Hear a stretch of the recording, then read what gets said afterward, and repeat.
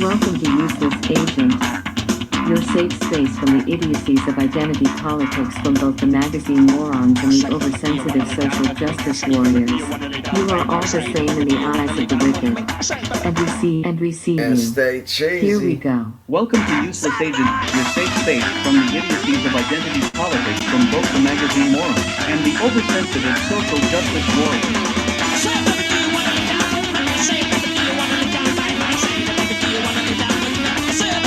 Live! Do it live! I can't write it, I will do it live! Thing sucks!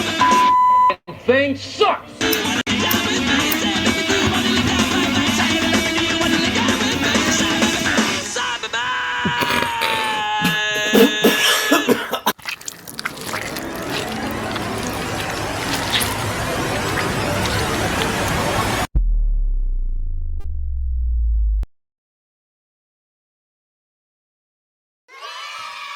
Alrighty, how's it going, my beautiful chickadees and my beautiful starflies? Today is the 10th of December, and yeah, that's right, I'm fixing my hair. It's not looking good. Alright, what are we doing today? Well, obviously I misspelled something in the, what's it called, in the title sequence, so let's go ahead and fix that. The movie is not singular, the movie is Tremors. Now, we've been doing a whole series on horror films, and we started talking about why comedy was so integral. It's very integral to certain horror films. You know, comedy is absolutely necessary. And so, what movies am I talking about that are necessary to have comedy and horror? Well, nobody does it better than, like I said, the obvious two is Freddy and Chucky. The most underrated, but still well known amongst the horror crowd, should always be Tremors. Now, Tremors is a creature horror film. Now, normally, I'm not a big fan of creature horror films. Either the creature comes out and it'll be like a, what do they call it? Like a Gaia. There's a lot of different ways you can ruin the creature. Either you show too much of it or you show too little of it. Perfect example is Signs. This was another kind of creature horror. Well, not a creature horror film, but you know, we only got small little glimpses of the aliens until it was too late, and then you showed way too much of the alien. So in movies like Signs, you got the worst of both worlds. So, the movie Tremors was made in 1990. Now, 1990, 1989, 1991, I think up to like 94, there was just a collection of great fucking films. I think I've mentioned this before, but when Weird Al Yankovic came out with the film UHF, he was screwed, and he knew it, because it didn't matter how good the movie was going to be. It wasn't going to perform that well because he had to deal with Batman and Lethal Weapon as your main competition. Now, Weird Al is awesome, but to stand a chance against, you know, Michael Keaton, Tim Burton, Jack Nicholson, that's just one of the movies, you know.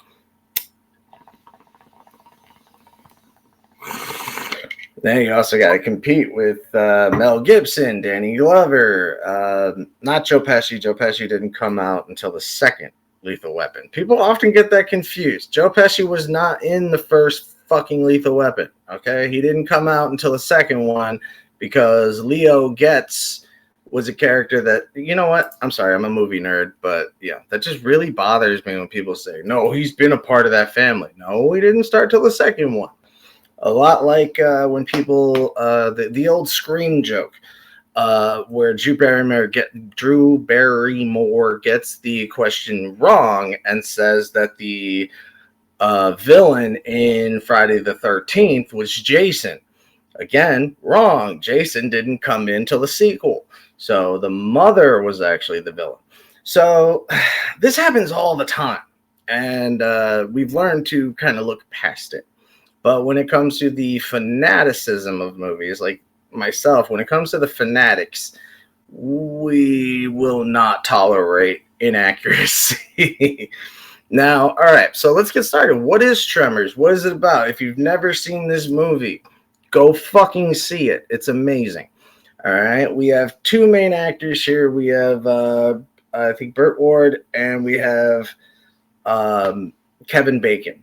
Now, these are the two main stars of the film. There are other actors and there are other characters that really add on to this town. So we're basically in a town in Texas, and then kind of like a middle of nowhere kind of town. It's a very small area. Everybody knows each other. The guy that owns the grocery store is friends with everybody. So the store is kind of like the all around go-to place. It's not only a convenience store, but it's also a hangout. It's a bar. It's the only form of entertainment within this tiny little town. And then they start noticing that one of the most prominent, well-known figure, or not prominent, but one of the most well-known figures in that area and in that little town is found on the top of a goddamn, like a tower. And so like a cell tower, but of course there were no cells back then. So it's like a phone tower, electricity tower, whatever you want to call it. So he climbs up on the top and he sits there for 6 to 7 days because these creatures in the ground would not let him touch the ground. And so they have no eyes, so they rely entirely on sound. So this is the original film of A Quiet Place. This is the original Quiet Place, only it's awesome. I saw A Quiet Place. Wasn't that good. I actually like a Kanye place better. That was on Saturday Night Live. So let's get started. Let's watch the first preview for the 1990 film, the absolute goddamn classic that it is. I give you Tremors. Now let me just get the fuck out of the way.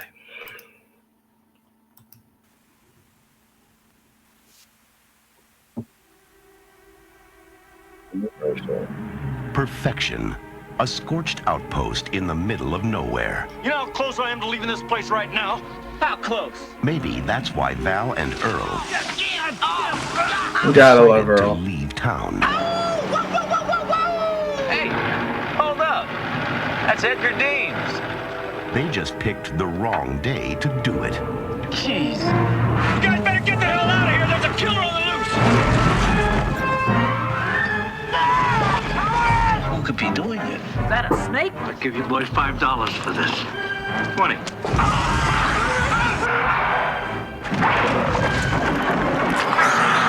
That's how they get you.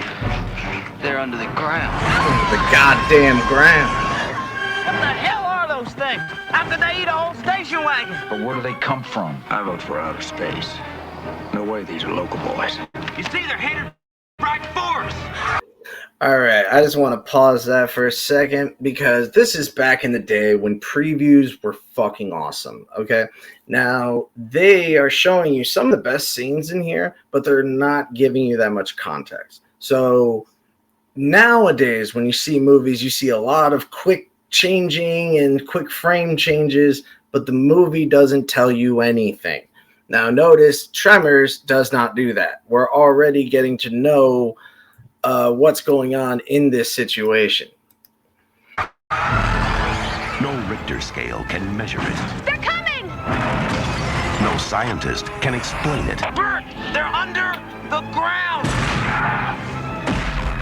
You didn't get penetration even with the elephant gun. Run, run! And no one... Reba McEntire was amazing in this. Megaworms or suckers or suckoids. Now, this valley is just one long smorgasbord. Now, it's up to Val and Earl to save the world. That's one big mother. Who died and made you Einstein? And they know just what to do. Flip for it. Damn. Kevin Bacon. Fred Ward. Tremors. Okay, now right off the bat, I mean, I'm sorry, again, Fred Ward, I said Burt Ward, I always get that confused. Now, Fred Ward, is just an American classic. He's one of those bit part actors that most people don't know, but you absolutely should know. Fred Ward. I mean, this guy is awesome. All right. He originally started in a film called Remo Williams, and if you've never seen Remo Williams, go fucking watch Remo Williams. All right, I am so surprised they have not remade Remo Williams. All right, it's literally about a cop. I know I'm going off topic. I don't care. It's about a cop who gets pushed into a lake. They fake his death. He, knocks out, but it turns out that it's a secret plot. It's got what's his name, Mr. Diabetes. The guy with diabetes. I forgot his name. Oh god, that's gonna drive me nuts now.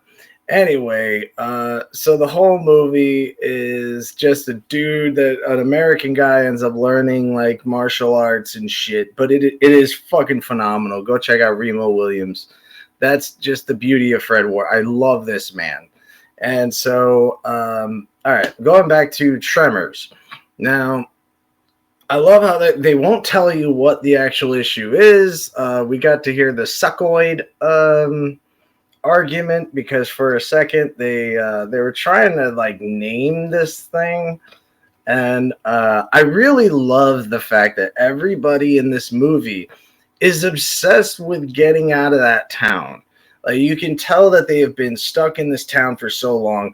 All they ever talk about is money and ways to get out. So you get a definite strong feeling of how bored these people actually are.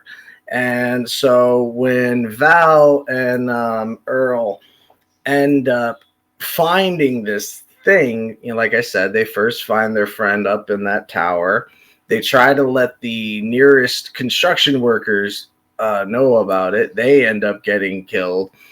And the scene with the station wagon getting eaten, fucking classic moment in film. And I don't know why I'm bothering to tell you all these things when I can actually show you in the background while we're talking. So let me just go ahead and fix this.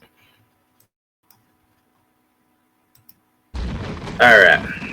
Must be a million of them. All right. So Nope, just one. we always think the whole time that there's going to be... Wow. Hang on. So we always think that there's going to be this, this whole set of these weird creatures from the ground. But the truth is that, no, they come back, or it's actually only about one or two. I think there's actually only two. But the fact that they actually look like evil turds that will rip into the ground and suck you out with their other little turds. So basically it's one giant turd that opens its mouth and a bunch of other turds come out and like snakes, they just grab you. Now, the action scenes in this movie are awesome. But what's really great about this movie is the exposition. Now, we've been talking about horror films all week, and I've been talking about the lack of exposition in modern film. Now, when we watch Tremors, you will know everything you need to know. And they put it in such small passive terms so you don't even know how important it will be later. For instance, they have a soda machine that is constantly out of whack and constantly making noise. And let me just get rid of this. This isn't helping. So yeah, so we know that the corner store, the little convenience store, like I said, it's like the only hangout there really is. So you got Kevin Bacon, Fred Ward. Oh, yeah, and Reba McEntire, probably the best fucking job she could have done. I think anyone could have done.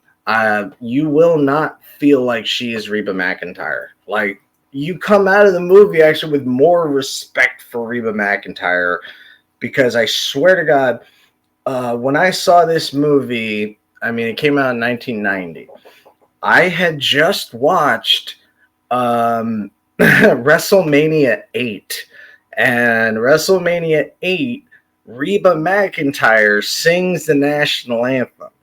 And it's the only time where I've ever actually liked someone singing the national anthem. I mean, it's been done a couple of times.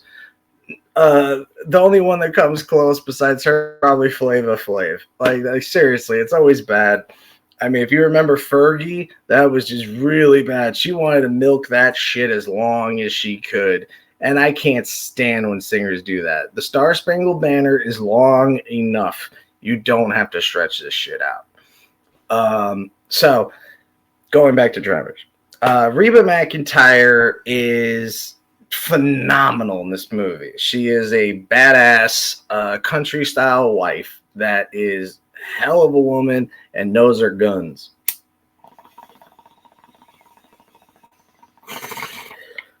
But again, what we get out of this is not a gun-toting couple that shoots at everything. They are the type of gun owners that are responsible. So they have a young guy in the movie. He's the only young guy. He's kind of like the comic relief. And he's a total coward. And Reba McEntire and her husband, who's also a famous actor, another bit part actor, I can't remember his name. But obviously he was in Family Ties and all that other stuff. If you said his name, I'd remember it. But the couple themselves are not gun toters. They're gun lovers. They love their guns, but they're very, very careful about it. So when you go in their house, you see like they have their basement, not in their home, but like not in their house, but in the basement, they got tons of guns and they're all properly placed. It's like, this is how you should be using guns. If you're going to be a gun collector, be like Reba McEntire and her husband, okay? These people are gun lovers. So when the cowardly comic relief comes by and he wants to show, or he needs a gun as well, I love the fact that they give him the smallest fucking revolver, because a real gun owner and a person that understands firearms will not give a coward a real good gun. Just something that they can protect themselves with. But they probably gave him like a simple 38 instead of, a fucking elephant gun and the, a 12 gauge or a fucking, a fucking Mac 10. I don't trust you with a fucking Mac 10. So you have this great relationship between Kevin Bacon and Fred Ward. They definitely have a signature relationship where they both are kind of the neighbor or the town's handymen. They were the guys that fix your fridge, odd jobs after odd jobs after odd jobs, and they just want a better life. And you can really get the sense of all the people in this film. All the people in the town are relatable and they're really just understandable characters. They're not far-fetched. They're not cartoon-like. Their reactions are pretty goddamn normal. And again, Reba McEntire was extremely impressive in this, with not only the way she carries herself in the film, but the way that she even makes the dude from Family Ties look good, There's a certain rule of, if you ever read the book, The 38 Rules of Power, one of the main rules, and even Sun Tzu talks about this, to never outshine the master. Now, that does not mean the guy is a master because he's a man. It's just he's supposed to be the one that's the protective one. Now, Reba McEntire can take care of herself, but she's also making him look good. It's just like wrestling. It's not about how strong you are, how cool you are. It's about how well you can make your other guy.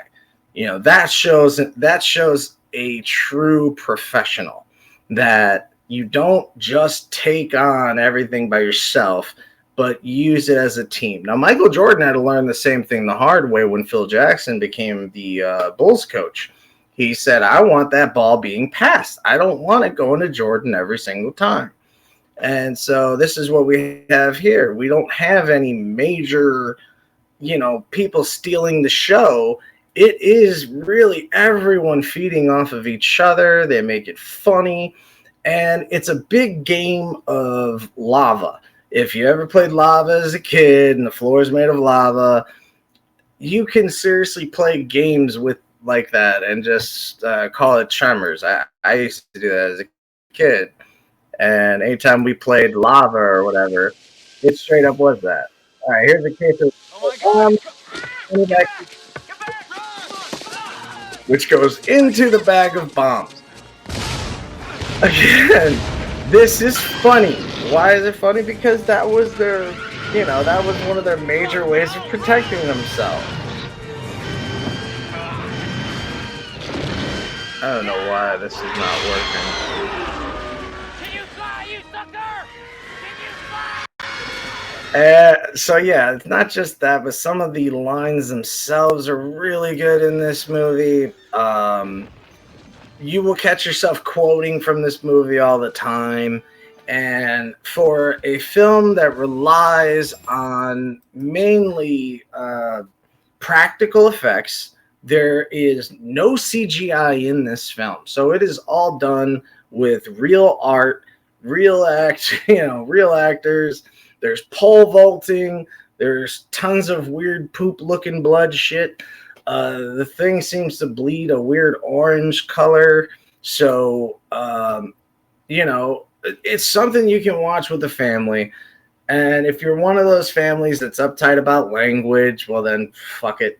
Whatever. I don't know what you guys watch.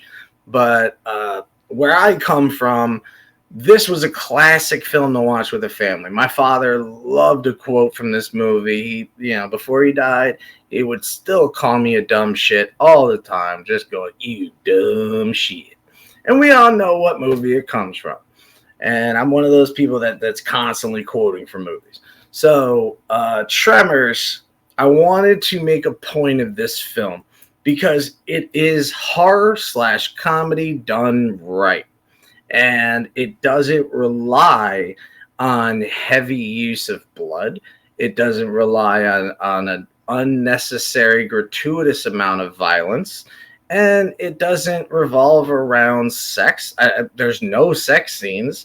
It is seriously about 90 minutes, maybe 100 minutes of just having a good time. And movies have forgotten how to do that. So next time we do this show, I would love to talk about Dusk Till Dawn, if any of you guys are a fan of that. That's right, I'm rocking my Bray Wyatt shirt. But yeah, I really do want to do some more stuff like that. So if you guys are a fan of Tremors, let me know what your favorite scene was. Or who was your favorite character? Because you have Kevin Bacon, you have Fred Ward, but you also have the Reba McEntire, her husband, the dude from Family Ties. You have the cowardly white kid. And we used to love him just because he was so funny. He does this line where he just cries about, you gotta do something. So, it's just one of those things you'll end up quoting from. And if you talk to somebody that really knows their fucking movies, they're going to get really excited if you talk about Tremors. All right. So if we're going to talk about 90s classic films, and why I said the late 80s or the 80s and the 90s seem like they really got the idea of comedy, horror, entertainment, and they got it right. So I would really like to see this done again. Not the movie, but the idea of having fun with a horror film.